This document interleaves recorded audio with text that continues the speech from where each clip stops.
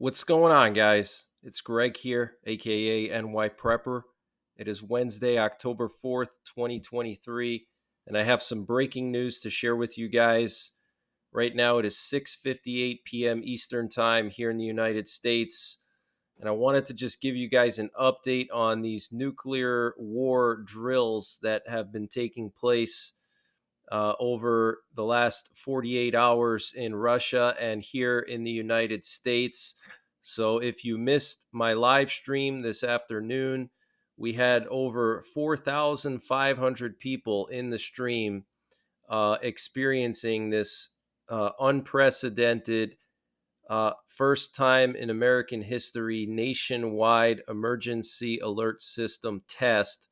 Okay, this was the first time that the US has sent out a wireless emergency alert across the entire country. Okay, so it was great to hang out with you guys this afternoon.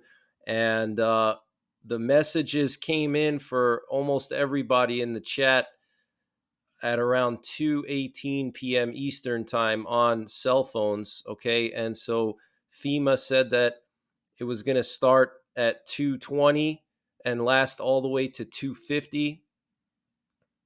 Most people got the text message uh, or the message on their phone at 2:18 p.m. Eastern time, so 2 minutes before they said it would start, which was pretty interesting. Also, a lot of people were complaining that their phones did not make a noise when the message came in, which is a problem because if there's a nuclear war and you have your phone on silent or whatever, it's not on your person, and the government needs to let you know that there's missiles coming. You're not going to know that that message is coming in if there's no sound. Like, I didn't get any sound at all. Several people I know didn't get any sound. They just got like a white box on their screen. So I don't know if this test was successful or not, but it's clearly a sign that the US is preparing for the possibility of a nuclear exchange with Russia. And Russia is also preparing for a nuclear exchange. They've been doing nuclear readiness exercises, nuclear war readiness exercises the last 48 hours. And what you're looking at here is a picture of some Russian radiological workers, participating in this exercise. So, I want to just update you on the situation coming out of Russia with their exercises. I found some information on that, but I want to share something that really concerned me today. I had a friend of mine contact me earlier today, and my friend has a friend who's in the Air Force, and his friend basically told him that this drill that we did today with the emergency alert system test was not normal. And the motivation for it was because tensions are so high between Russia and the US that the military is concerned about nuclear war.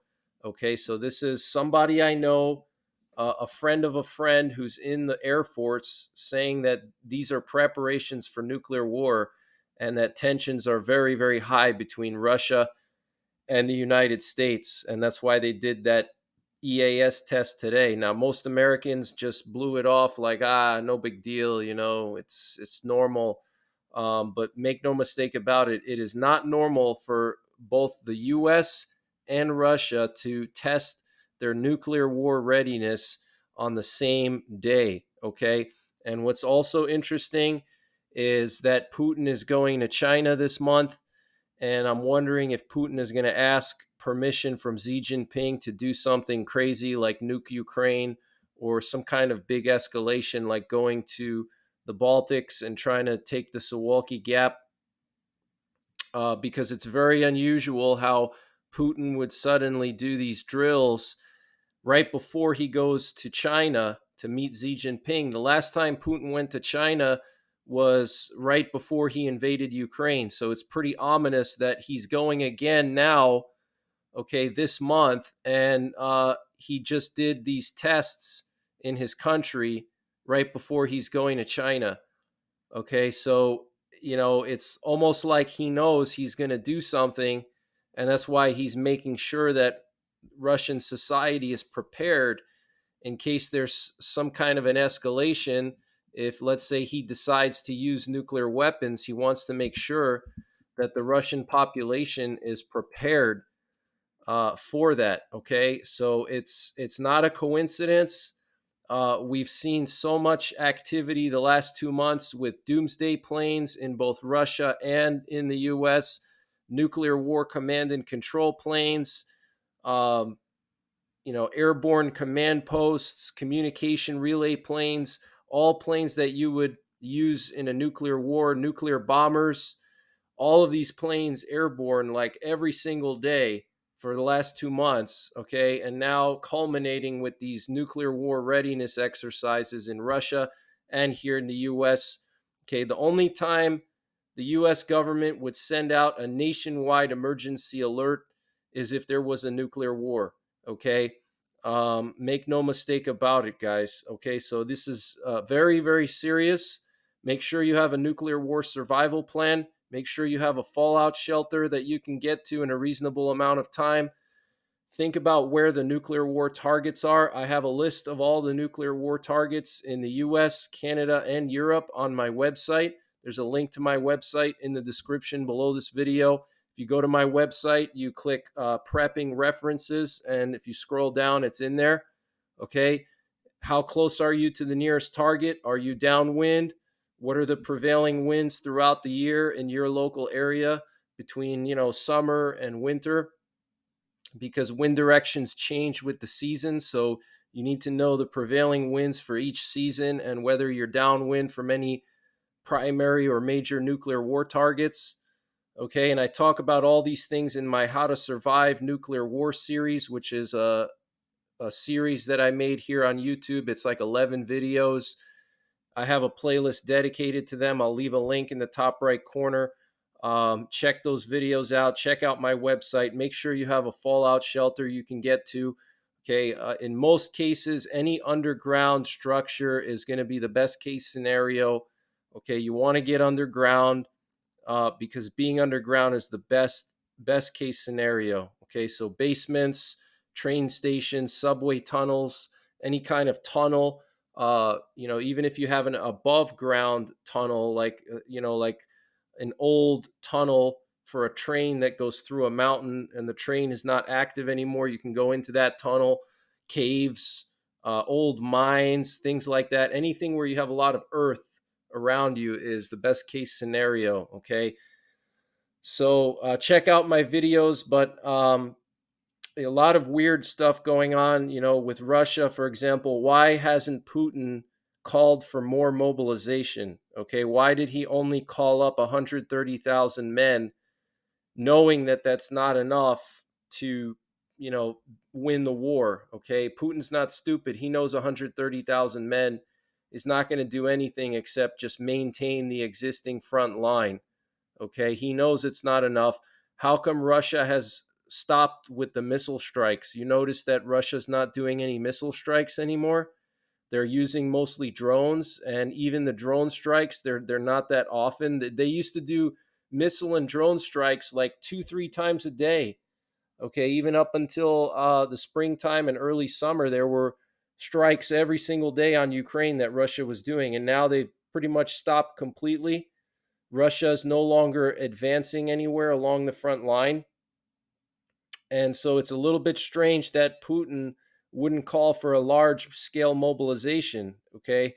That he's just doing the bare minimum to maintain the front line, and they're not using any more missiles. They're sparingly using drones. So, what does this tell me? This tells me that Putin probably made the decision that he's going to have to do something drastic because he knows that if he just keeps sending men to the front line, it's just never going to end. It's just a meat grinder. He's going to send more men. Ukraine is going to send more men, and it's just going to be endless. Same thing with equipment, with missiles, with tanks. If he just keeps sending missiles and missiles and missiles, nothing's going to change. And now Ukraine has air defenses, so it's harder and harder for Russia to effectively use those missiles, because a lot of them are getting shot down. Like three-quarters of them are getting shot down. Even the drones are getting shot down. So Putin is basically running out of options now. Okay, if you're Putin, what are you going to do now? Okay, you can't keep throwing men at the problem, because that's not going to work. You can't keep throwing missiles at the problem, because you're going to run out. And I think Putin is probably mostly out of a lot of his missiles now. You can't keep using drones. They're all getting shot down. So it's really tempting to use nuclear weapons now if you're Vladimir Putin. Okay. And that's what I'm really, really concerned about with this readiness exercise that Russia's doing now, and then going to China this month. So we'll have to wait and see what happens. But I want to just read this article to you from the UK Sun. Okay. So here we have some pictures from this exercise. Okay, so you can see these kids here donning gas masks, and let's just see that again. Look at this, guys. I mean, look how surreal this is. This was in Russia. Okay, sometime in the last 2 days. Okay, kids donning gas masks. And here we have a picture of some, looks like some, I don't know, first responders with dogs carrying a dummy, potentially some injured people from after a nuclear attack. Here we have a TV that has an announcement on it that says, "Attention, everyone, there is a check of readiness of the warning system to the population. Please remain calm." All right. And here we have a picture of some Russian, looks like military officers or police in a bunker. You can see this bunker door here. Okay, this is a nuclear bunker, nuclear war bunker. Okay, heavily armored and spiked doors appear to close off an underground bunker holding officials and Russian police. Okay, here we have some more people practicing, just getting in position, sheltering. This was in Volgograd, some kind of a bunker that could accommodate up to 36,000 people. Okay, this is also known as Stalingrad, Volgograd. Okay, so they have bunks here. You can see these cots for everybody. So this is a serious exercise that Russia was doing. Okay, they have some Russian firefighters here practicing putting out fires. We have those radiation workers with their Geiger counters. Okay, taking readings of the environment. We have first responders here with radiation suits on. Okay, ready to treat injuries. Okay, so let me just read this to you. It's very, very interesting. But before I do that, I want to just share some flight paths with you. We had 4 nuclear war command and control planes in the air today when these EAS tests were going on. We had one go down into the Gulf of Mexico and it turned off its transponder. And then we had, just 3 more over the US here. Okay. And we also had a Russian airborne command post fly from Moscow to Murmansk, which is where Russia has their northern fleet of their nuclear armed submarines. Okay, that's their most important sub base is up here in the Kola Peninsula next to Finland. That's where they have 2/3 of their nuclear armed submarines. So this is the Tupolev 214 VPU. Okay, this is a airborne command post made for the Russian FSB. All right, very interesting. It went up to Murmansk today when the U.S. was doing the EAS test.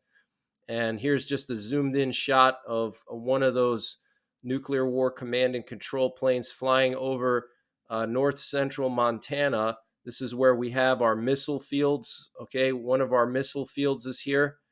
And so these planes can remotely launch all of these missiles in all 3 of our missile fields. Okay, they have the airborne launch control system. So if something were to happen to the ground-based launch control centers, if they got hit with nukes, we could still launch all of our ground-based missiles from the air with these planes. Okay.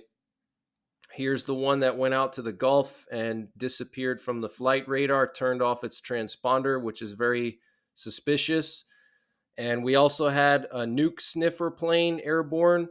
Before those four planes were up in the air, we had a nuke sniffer that went all the way up to northern Michigan, and it was doing loops over the Mackinac Bridge.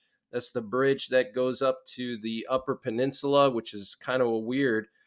And then it went over Minnesota, and then it went back, and it was doing loops over Nebraska, and then it finally landed at Offutt Air Base, okay, which is home of Stratcom, most important base in the U.S. military.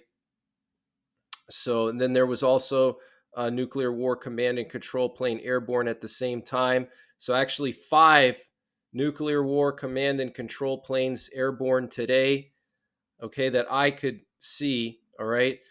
We also had Japan release this public information about what to do when a ballistic missile is falling. Okay. So Japan is concerned about something happening probably with North Korea, but it says here take shelter in a nearby building or underground, hide under anything that can provide shelter, or lay flat on the ground covering your head, move away from windows or to a room without windows.